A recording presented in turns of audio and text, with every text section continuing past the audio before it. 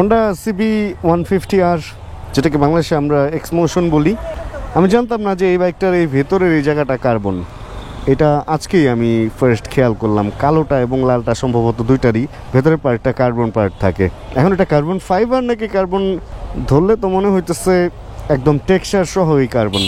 আচ্ছা যাক, এই কার্বন নিয়ে কেন কথা বললাম, রিসেন্ট এই বাইকের দুইটা কালার বাংলাদেশে নতুন আসছে। একটা হচ্ছে সাদার মধ্যে, একটা সম্ভবত কালোর মধ্যে। আমি সাদার মধ্যেটার একটা ছোট ভিডিও কই যেন দেখছিলাম, আর আমি যতটুকু জানতে পারছি যে এই বাইকগুলো এখন 7 লাখ টাকার উপরে বিক্রি হইতেছে, মানে পেপার্স নিয়ে অলমোস্ট, না হলে 8 লাখ বা অন্যান্য যে খরচ টরচ মিলে 8 লাখের মতোই বলতে গেলে। অ্যান্ড বেশ প্রিমিয়াম সেগমেন্টের প্রিমিয়াম ক্যাটাগরির বাইক হিসেবে এই বাইকটাকে ধরা হয়। আমরা আজকে এই বাইকটা চালাবো। নর্মালি এই বাইকটা আমি বড় রোডে টুকটাক চালাইছি, ছোট রোডে টুকটাক চালাইছি, বাট আজকে হচ্ছে এই অলিগলি দিয়ে একটু চালাবো। আমি দেখি আর কি নর্মালি শহরে আসলে এই বাইকটা নিয়ে রেগুলার চলাফেরার জন্য বাইকটা কীরকম কি, ওই ব্যাপারগুলো একটু দেখার জন্য বাইকটা চালাবো। তাহলে স্টার্ট দেই না, আসলে দাঁড়ায় দাঁড়ায় কথা বললে তো বলাই হবে, তার চেয়ে একটু স্টার্ট দিয়ে চলেন, চালাইতে দেন কথা বলি, তাহলে মনে হয় ব্যাপারটা আর একটু ইন্টারেস্টিং হবে। বাইকটা মোটামুটি একদম নিচু বললে ভুল হবে, MT-15 মতোই অনেকটা, তবে সিট একটু চওড়া। বাইক হয়তো অত উঁচু না, বাট সিটটা চওড়া হওয়ার কারণে একটু বেশি উঁচু লাগে, মানে পাটা ছড়ায়, অ্যান্ড ছড়ানোর কারণে একটু উঁচু লাগে। একটা কথা আমি শুরু থেকে এই পর্যন্ত এই বাইক সম্পর্কে সবসময় একই কথা বলছি, যে এই বাইক আপনি যখন চালাতে উঠবেন অন্য কোনো বাইক থেকে, আপনার মনে হবে না যে আপনি হঠাৎ করে কোনো নতুন বাইকে উঠছেন। আপনার মনে হবে আপনি এই বাইকটা অনেক দিন ধরে চালান, এরকম কিছু। হয়তো বা এই বাইকটার মধ্যে স্লিপার ক্লাচ না, বাট এই বাইকটার মধ্যে ক্লাচ যথেষ্ট পরিমাণ smooth, soft and user friendly, যেটা ওইটা। অ্যান্ড রেডি পিক আপের যে ব্যাপারে যদি বলেন, বাইকটা এত লাইট ওয়েট অ্যান্ড এত, মানে কি বলবো আসলে, রেডি পিক আপটা এই যে 4 নাম্বার গিয়ারে আছে দেখেন, মানে স্পিড যে উঠে, সুপারভাবে স্পিড উঠে যায়। এই জিনিসগুলো অনেক বেশি মজার। হ্যান্ডলিং পজিশন, ট্যাঙ্কের পজিশন, সিটিং পজিশন, এটাকে সিট যদি বলেন তাহলে একটু শক্ত দেওয়া হয়েছে সিটটা, কারণ হচ্ছে এটা অনেকটা যেই ক্যাটাগরিরই হোক না কেন, এটা নেকেড স্পোর্টসের যে ক্যাটাগরি, ওর ক্যাটাগরির আশপাশে পড়ে। মানে এই বাইকগুলো অতটা আরামদায়ক করে বানানো হয় না। Speed focus and ready pick up focused, মানে পাওয়ার ফোকাস বাইক আসলে এগুলা। অ্যান্ড 2 চাকাতেই আছে হচ্ছে ABS, এই জন্য সেফটির দিকেও ফোকাস রাখা হয়েছে বেশ ভালো মতো। সার্বিক দিক বিবেচনা করলে এটার একটা ভালো বাইক হিসেবে বিবেচনা করা যায়। এটা যেমন সত্যি ঠিক ওরকম আসলে কি এই বাইকটা 7 লাখ টাকার উপরে বিক্রি হওয়ার মতো বাইক। প্রথম দিকে যখন আসতো তখন সম্ভবত 6-এর আশপাশে ছিল, অ্যান্ড বাইকটা তারপরে পাওয়াই যেত না। সেকেন্ড হ্যান্ড দেখা গেছে 4 লাখ 5 লাখ টাকায় সেকেন্ড হ্যান্ডও বিক্রি হয়েছে। অ্যান্ড এরপরে গিয়ে এই বাইকটা মাঝখানে আবার কিছু ইউনিট আসলো, ওই কালারটা একটু খ্যাত ছিল।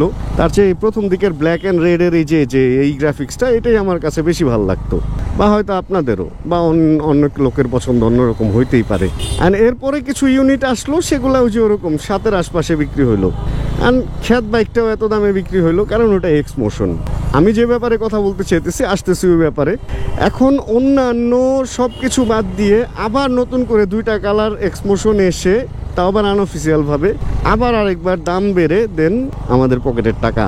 মানে আমাদেরও তো শখ জাগে ভাই একটা এক্সমোশন চালাবো, বাট কিভাবে ভাই 7 লাখ টাকার উপরে এরকম একটা 150 সিসির একটা বাইক, DOHC ইঞ্জিন, লিকুইড কুল আছে, সব আমি মেনে নিলাম। 2 চাকায় ABS আছে, সেটাও মেনে নিলাম। সামনে 110 সেকশনের টায়ার, পিছনে 150 সেকশনের টায়ার, মেনে নিলাম তো ভাই। Light weight, ready pick up ভালো, সব মানলাম। এই জন্য এই বাইকটার দাম কি আমার 8 লাখ টাকা খরচ করতে হবে?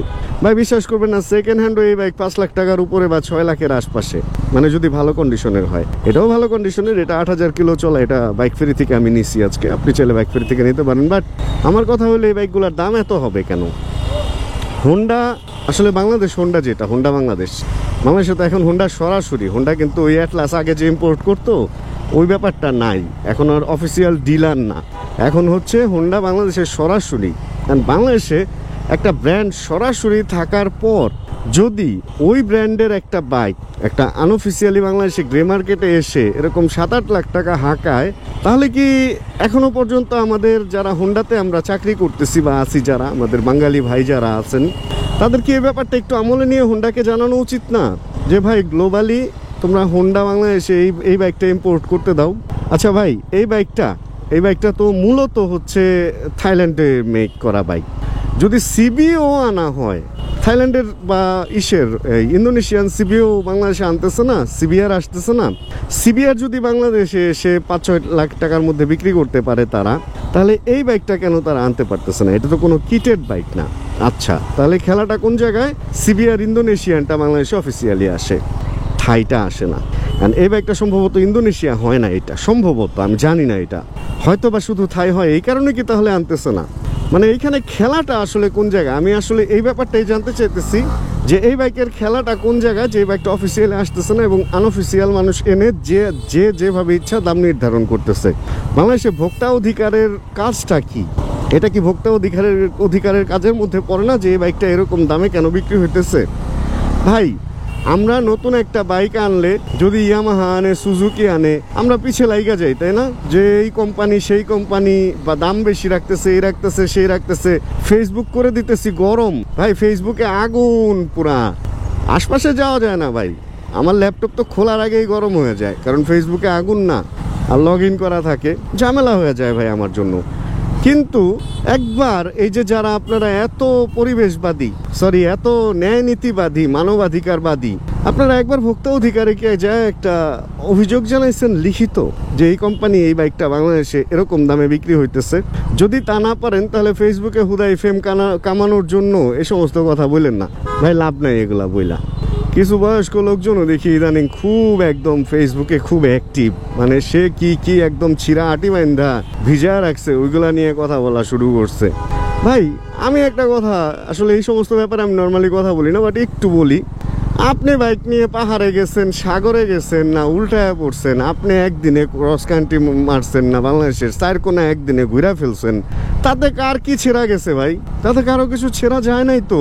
আপনি ঘুরছেন, আপনার পিনিক আছে, আপনি ঘুরছেন, আর আপনি এত বাইক নিয়ে ঘুরছেন, তার মানে কি জানেন? পরিবার পরিজনের প্রতি আপনার ওই মায়াটা নাই। তো ওই মায়া থাকলে ভাই আপনি একলা এত ঘুরতেন না ভাই, পরিবার পরিজন নিয়ে গাড়ি নিয়েই ঘুরতেন, বাইক নিয়ে এত ঘুরতেন না। তো বাইক নিয়ে যদি এত ঘুরে থাকেন, আর যদি সেটা আপনার প্রফেশনাল অংশ না হয়, তাহলে আপনি একটা ভাদাইম্মা বুড়াদের আমরা আসলে বেশি ওদের নিয়ে আলোচনা করে ওদেরকে অনেক মাথায় উঠায় ফেলছি। আমি দেখলাম এরকম কিছু বিভিন্ন কমিউনিটির লোকজনের সাথে বসলে দেখি খালি এগুলা নিয়ে আলাপ। যাই হোক, কমিউনিটি যদি করতে হয় বাইকের দাম যাতে কম থাকে এরকম করেন। একটা কমিউনিটি যান না, ভোক্তা অধিকারে যান, যা বলেন যে এক্সমোশন 7 লাখ 8 লাখ টাকায় কেন বিক্রি হইতেছে, এই বাইকটার কি এত দাম হওয়া উচিত? আসলে কি এই বাইকটার এত দাম হওয়া উচিত না? এই বাইকটার তো এত দাম হওয়া উচিত না। তাহলে দিয়ে দেন একটা লিখিত অভিযোগ তাদের।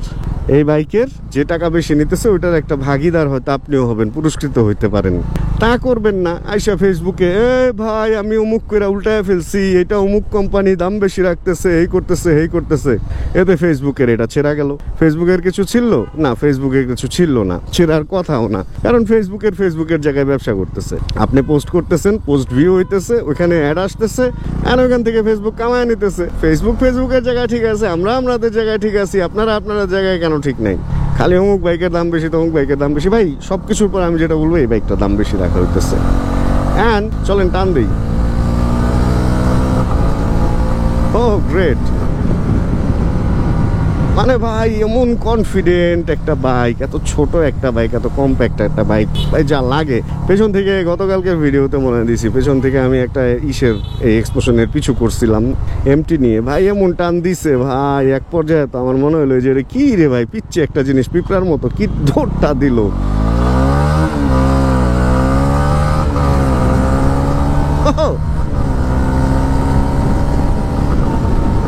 ভাই 5 নাম্বার গিয়ার পর্যন্ত এই অবস্থা, করা লাগে করা। তবে আগের মতো ওরকম টেনে চালাই না তো। এই দেখেন এ মামুয়া গেছিলি তো গেছিলি তো মামুয়া। গালাগালি করা যাবে না ভাইয়া, গালাগালি করা যাবে না, গালাগালি খুব খারাপ জিনিস। ফাঁকা রাস্তায় মানে ভরা রাস্তায় তো একটা ভয় থাকে যে মানুষ কখন আসবে, আর ফাঁকা রাস্তায় একটা ভয় থাকে অলওয়েজ যে কুকুর বিড়াল বা এগুলা কখন আসবে। হাইওয়েতে এই জিনিসটা খেয়াল রাখবেন ভাই, হাইওয়েতে খুব বেশি খেয়াল রাখবেন, কারণ হাইওয়েতে আবার এর মধ্যে শিয়ালও থাকে। আর শিয়াল কিন্তু প্রচুর পিচ্ছিল, মানে ওর লোম থেকে শুরু করে ওর যে স্কিন ফ্যাট, এগুলা প্রচণ্ড পরিমাণ পিচ্ছিল, স্লিপ করে। তো শিয়াল রাতে সাবধান, কুকুর দিনে সাবধান, অলওয়েজ সাবধান ভাই। যত গতি তত ক্ষতি, এই কথাটা কে আবিষ্কার করছে আমি জানি না, বাট ভেরি ইম্পর্টেন্ট কথা এটা ভাই। মানে যত গতিতে চালাবেন ক্ষতির পরিমাণ তত বেশি হবে, যত আস্তে চালাবেন ক্ষতির পরিমাণ তত কম হবে। আচ্ছা, ছিলাম আমরা হচ্ছে বাইকের দামের ব্যাপারে। বাইকের দাম এবার অন্যান্য বাইকে আসেন ভাই, একে একে একে একে না সবগুলা বাইকের দাম বাড়াইছে। এখন আপনি আমি যতই বলি যে এই বাইকের দাম কমে না কেন কমে না কেন, ভাই কমবে না। কারণ কি, ওরা সরকারিভাবে বাইকটা যখন ইম্পোর্ট করে এটা ট্যাক্স অ্যান্ড সব কিছু দিয়ে এটারে এমনভাবে প্রসেস করেই মার্কেটে ছাড়ে যে এই দামটা এটার জন্য ঠিক আছে। যেহেতু বাংলাদেশে ভোক্তা অধিকার আছে সেহেতু ভাই চাইলে এই দাম বেশি রাখতে পারবে না, এটার পেছনে অবশ্যই ওদের যুক্তি আছে। এখন আমরা বেশি বেশি কথাবার্তা বইলা একটা মানে হুদাই একটা নিজেদের মধ্যে নিজেরা গ্যাঞ্জাম করতে পারবো, এর চেয়ে বেশি কিছু না। তবে আমি বলবো প্রত্যেকটা কমিউনিটির একটা দায়িত্ব, একটা কাজ হওয়া উচিত। আসলে নিজেদেরকে নিজেরা হেল্প করব, নিজেদেরকে নিজেরা সেবা করব, বা নিজেদেরকে নিজেরা সাহায্য করব, বা নিজেদেরকে নিজেরা ভালো রাখবো। হুদাই ভাই নিজেদের পিছনে নিজেরা লেগে লাভ কি? কোনো বাইক কোম্পানি কারো আপন না ভাই, কোনো বাইক কোম্পানি কারো আপন না এবং হইতেও পারবে না। তো সেইখানে মানে নিজেদের মধ্যে নিজেরা সম্পর্কটা ঠিক রাখি। কোনো বাইককে আমরা আপন না ভাবি, কোনো বাইকিং কমিউনিটিকে আপন না ভেবে আমরা প্রত্যেকটা সময় প্রত্যেকটা বাইক যে চালায় সেই হচ্ছে বাইকারকে আপন ভাবি, তাহলে ঠিক আছে। বাইকটা সুন্দর ভাই, আমার খুব ভালো লাগে বাইকটা, বাট একমাত্র দাম, এই দামের কারণে এই বাইকটা আমার কেনা হয় না। এই বাইকটার দাম যদি 5 লাখ টাকাও হইতো আমি সত্যি কথা একটা কিনতাম, কিন্তু এই বাইকটার দাম 7 লাখ 8 লাখ টাকা ভাই। 10 লাখ টাকা একটা ভালো গাড়ি পাওয়া যায়, সেখানে এত দাম দিয়ে এই বাইকটা আমি কিনবো বা এটা আমি কল্পনাতেও কিনবো না, স্বপ্নেও কিনবো না যে আমি 8 লাখ টাকা দিয়ে বাইক কিনছি বা 7 লাখ টাকা দিয়ে বাইক কিনছি। এটা মানে আমার সাথে যায় না। তবে সব কিছুর পর যদি বলেন বাইকটা অবশ্যই সুন্দর, বাইকটা আমার ভালো লাগে, বাট এত দাম দিয়ে না, এটা আমার পক্ষে সম্ভব না। ছোটো করে একটু রেস্ট নিচ্ছি অল্প সময়ের জন্য, জায়গাটা অনেক ফাঁকা ছিল। আস্তে আস্তে ওরা প্লেয়াররা চলে আসছে, এখানে স্কেটিং অ্যান্ড ফুটবল এগুলার খেলাধুলা হয়, এর জন্য বিকেল টাইমটা এখানে একদমই ফাঁকা পাওয়া যায় না। কোনো বাইকের শ্যুট করতে হলে এখানে আসতে হয় হচ্ছে দিনের বেলা, মানে দুপুরে, রোদের মধ্যে এই জায়গাটা ফাঁকা থাকে। কোস্ট গার্ড সদর দপ্তরের অফিস হচ্ছে আমার সামনে এই জায়গাটায়। চলেন তাহলে এদিক থেকে আমরা এবার আবার বের হই। ফাঁকা রাস্তায় তো অনেকক্ষণ চালাইলাম, এবার একটু না ফাঁকা রাস্তায় মানে ভিড়ভাট্টার রাস্তায় চলেন ঢুকে গিয়ে।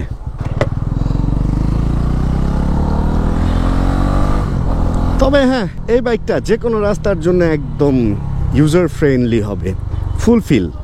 কারণ এত সুন্দর একটা সাইজ, মানে জাস্ট যদি হাইটের প্রবলেম কারো না থাকে, এটা মোটামুটি 5 ফিট 5 থেকে সুন্দরভাবে পাবে, বা 5 ফিট 4-এর লোকও সুন্দরভাবেই পাবে আসলে। কিন্তু এর চেয়ে খাটো যারা, তাদের জন্য চালাতে সমস্যা না হলেও মানে ঘুরাইতে টুরাইতে একটু ঝামেলা হবে, কারণ বাইকটা মোটামুটি উঁচু, যেমন ছোট ওরকম উঁচু। সিট দুইটা যেমনই হোক না কেন, সাইজ বড় হইলেও সিট দুইটা একটু পিচ্ছিল, ব্রেক করলে সামনে পিছে আসা যায় এরকম। এটা হয়তো কভারের কারণে, কভার চেঞ্জ করলে হয়তো এটা গ্রিপ ঠিক হয়ে যাবে, স্টিকি ভাবটা চলে আসবে। কভারের জন্য একটু পিছলায়া যেতেছে এরকম আমার কাছে মনে হইতেছে। অ্যান্ড DOHC ইঞ্জিনের কিছু মজার ব্যাপার আছে, এটা যখন রেগুলার চালাবেন তখন এই মজাটা পাবেন। যেমন অনেক অল্প স্পিডে বেশি গিয়ারে চালানো যায়, 4 নাম্বার গিয়ারেও অনেক নিচে থেকে অনেক উপরে পর্যন্ত উঠায় নেওয়া যায়। দেখেন কোনো হুঁশই নাই যে পিছনে কেউ আসতেছে কিনা, দেখার ধারই ধারে না। এ হলো DOHC ইঞ্জিনের কিছু ব্যাপার। তবে হ্যাঁ, এই সমস্ত বাইকে অবশ্যই ভালো তেল দিয়ে চালাইতে হবে, তাহলে ভালো পারফরমেন্স পাবেন। যখনই তেল ভালো হবে না তখন পারফরমেন্সও ভালো হবে না।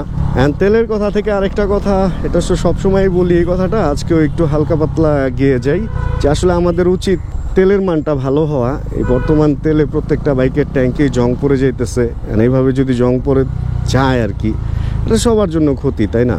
এই জন্য একটু আমার মনে হয় যে তেলের কোয়ালিটি বা তেলের ব্যাপারটায় সরকারের একটু মনে হয় নজরদারি করা উচিত। বাইকটা এত লাইট ওয়েট ভাই, মানে ইচ্ছা মতো ঘুরায় ফেলতে পারতেছি, ইচ্ছা মতো যা খুশি তা করে ফেলতে পারতেছি ভাই, সুপার। এখানে ছোট্ট একটা কাজ আসছে, মূলত এই জন্যই আসছিলাম, কাজটা সারি তারপরে আবার বাইক নিয়ে আপনাদের নিয়ে ফিরে যাব বাড়ি। তবে একটা জিনিস কি, বাইকটা একটা এত ছোটোখাটো আর এত কম্প্যাক্ট, এটা কোনো জায়গায় রাখলে না ওইভাবে মানুষের নজরে পড়ে না। মানে একটা R15 বা একটা CBR যদি আপনি রাখেন কোথাও, দেখবেন যে মানুষজন এসে দেখবে, জিজ্ঞেস করবে। বাট এটা এমন ছোট, হুটহাট বোঝা যায় না যে আসলে এটা কি বাইক বা কি। মনে হয় পিচ্ছে একটা বাইক, হয়তো হ্যাঁ অনেক আগের বা কিছু এরকম লাগে, ওরকম চোখে পড়ে না। এটা একটা প্লাস পয়েন্ট একদিকে ভালো, আবার যারা অ্যাটেনশন সিকার তাদের জন্য একটু মাইনাস পয়েন্ট। দেখেন যে বাইকটা এখানে রেখে দিচ্ছি, মানে ওরকম আহামরি কিন্তু নজরে পড়তেছে না, হ্যাঁ নর্মাল একটা বাইক রেখে দিচ্ছি। আর কালো হইলে তো কথাই নেই, দেখাই যাবে না। কাজ মোটামুটি শেষ, চলেন আমরা আবার বাইকে উঠি অ্যান্ড রওনা হই। আর আজকের ভিডিওতে আমি একটা বাজে ওয়ার্ড ইউজ করছি, যে ওয়ার্ডটা হচ্ছে বুড়া বুড়া বলতেছিলাম। আসলে প্রত্যেকটা মানুষেরই বয়স হবে, প্রত্যেকটা মানুষেরই বুড়া হইতে হবে, এটা যেমন সত্যি। তো এটা বুড়া বুড়া বলার পিছনে কারণ হচ্ছে প্রত্যেকটা বয়সে প্রত্যেকটা মানুষের প্রত্যেকটা একটা দায়িত্ববোধ আসা উচিত। যেমন আপনার যখন বয়স হবে 5, তখন আপনি হয়তো ঘরের একটা জিনিস, একটা রিমোট আছাড় দিয়ে ভাঙতেই পারেন, বা একটু কম বয়স 3, আপনি তখন টেলিভিশনও ভাঙা ফেলতে পারেন। কিন্তু যখন এই বয়সটা 30 হবে আপনার, তখন যদি আপনি একটা ঘরের টেলিভিশন হুদাই খেলতে যায় ভেঙে ফেলেন, তাহলে জিনিসটা আসলে ভালো দেখায় না, তাই না? এটা ওই বয়সের সাথে যায় না। তো ঠিক ওরকম আপনার বয়স যদি 40 আপ হয়ে যেয়ে থাকে, তাহলে ওই সময় আপনি মোটামুটি সিনিয়র একজন লোক। অ্যাজ এ সিনিয়র আপনার নম্র, ভদ্র এবং ছোটদের স্নেহ করা উচিত। এখনও যদি ছোটদের সাথে আপনি যে অ্যাজ এ বাইকার বড়াই করেন যে আপনি আপনার বয়সে এই করছেন সেই করছেন, বা আপনার বয়সে আপনি করছেন, তাতে তা অন্য মানুষের কি বা আমার কি? আমার বয়সে আমি কি করতেছি, এটা হচ্ছে আমার ব্যাপার। তো নিজের ঢোল নিজে পিটানোটা আসলে খুব একটা ভালো কিছু না, খুব একটা ভালো সাইন না। এই কারণে আজকে কথাগুলো বললাম।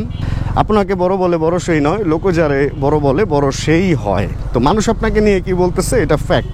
এখন কালটা এমন চলে আসছে আমাদের এই দেশে, মানে যে যত নোংরামি করতে পারে, যে যত নষ্টামি করতে পারে, সে আসলে তত বেশি পপুলার, বা সে তত বেশি ভাইরাল।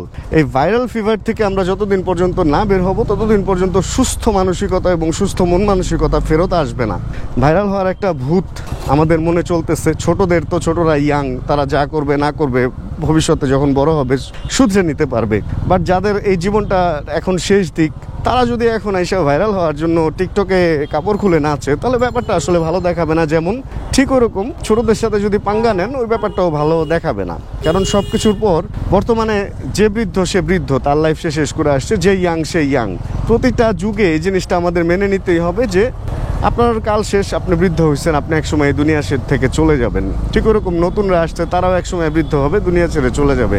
এখন বড় হয়ে ছোটদের সাথে পাঙ্গা নিলে এটা পারা যাবে না। যদি ছোটরা বলে বসে যে চলেন আজকে রেস করে দেখি, আজকে চলেন দেখি যে আপনার এনার্জি বেশি না আমার এনার্জি বেশি, তো ভাই আপনি যা এর আগে টেনে ছিঁড়ে ভিজায় রাখছেন, ওটা আপনার বয়সে আপনি করছেন। বাট আজকে যারা আধুনিক, আজকে যারা ইয়াং, তারাই আজকের জনগণ, তারাই তাদের হাতে আগামী দিনের ভবিষ্যৎ, তাই না?